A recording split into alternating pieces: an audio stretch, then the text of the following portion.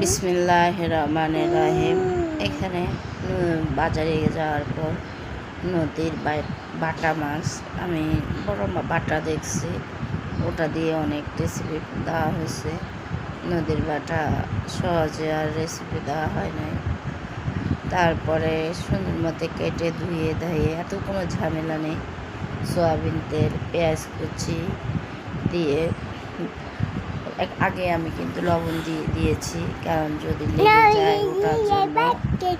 তারপর রসুন বাটা দিয়ে ভালো মতো বেটে নেড়ে একটু লালচে করে নিয়েছি, সাথে টমেটো দিয়ে দিয়েছি, দিয়ে আর একটু নেড়ে হলুদের গুঁড়ো। তখন দেখতেছি যেন বেশি বাজা বাজা হয়ে যেতেছে, ওটার জন্য আমি পানি অ্যাড করছি।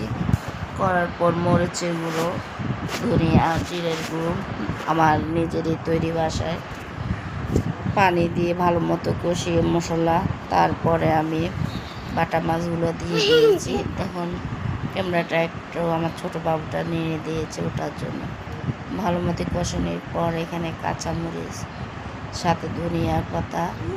নদীর বড় বাটার থেকে ছোট বাটা মাছগুলো খেতে খুবই মজা এবং খুবই সুস্বাস্থ্য। আমি একটা হাত দিয়ে আপনাকে ধরে দেখিয়েছি, কারণ এটা একটু ভেঙে